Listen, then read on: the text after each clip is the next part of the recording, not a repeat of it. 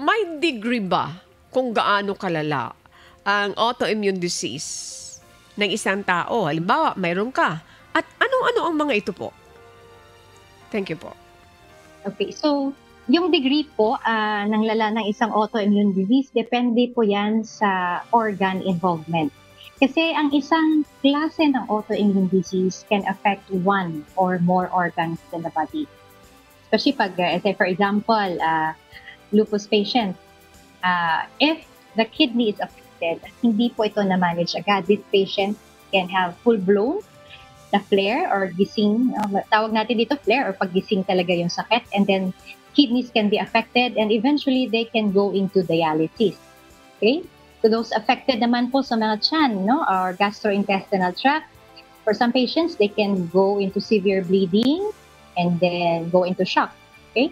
So yung ano kasi dito yung problema with autoimmune patients is that once full-blown po yung sakit, gising na gising talaga, bumababa po yung immune system. Once bumaba po yung immune system, mas nagiging susceptible po sila sa ibang complications, like for example, infection. So once infection sets in, it can involve different kinds of organs, nagiging mas complicated po ito, mas nagiging pangit po yung prognosis. So, yun, no, ni-encourage po natin na as early referral, mas maganda, maagapan po natin. So, before and during, ano po ang dapat gawin ng mga taong, ordinaryong tao, especially po sa mga hindi po nakakaalam. Ang dami pong nakikinig po sa atin ngayon. Doktora? Thank you, Attorney. Na-catch ko yung kanina na sinabi ni Miss Annie na we are really created, no, na healthy generally yung katawan natin, and God really created us na kaya nating i-prevent yung mga certain glitches sa health, no, when it comes to viruses and bacteria. Pero umaabot yung time na bakit tayo nagkakasakit? Bakit sumusuko yung katawan natin?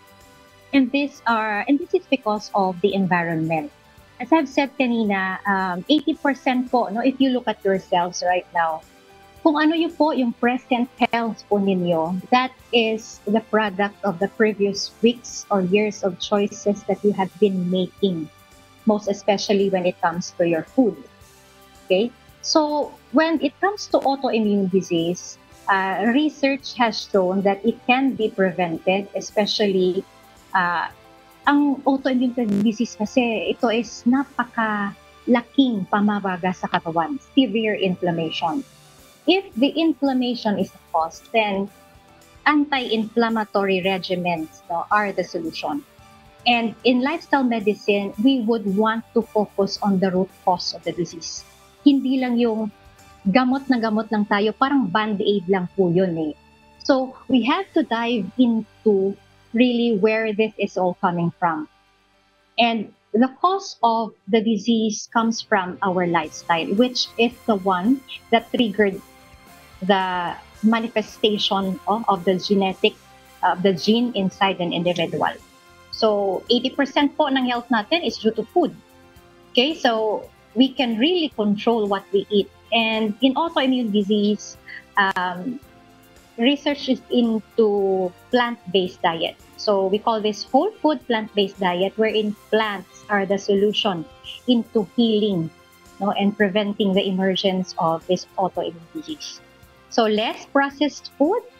When we say plant food, hindi ibig po sabihin na potato chips is healthy. Kasi maraming mga pasyente, doktora, edi potato chips po, di ba? Plant din yan, no? So hindi po. So when we want to focus more on, what we want to focus more is the whole food. Ibig sabihin, we're eating foods nearest its original form. Wala po tayong masyadong binago or dinagdag na mga preservative. Okay, so wala pong mga too much salt, too much sugar, or any preservative, just like boiling, stewing. Okay, so hindi po natin ginawang ultra-processed like potato chips. So yun po yung healthy diet. Aside po from, of course, managing stress, and alam mo, ang Western life natin, napaka-busy, no? We sometimes lack sleep. Okay, we tend to have more sedentary lifestyle. So it's more on focusing on this very basic pillars of health into preventing actually not just autoimmune disease, but chronic non-communicable diseases po in general.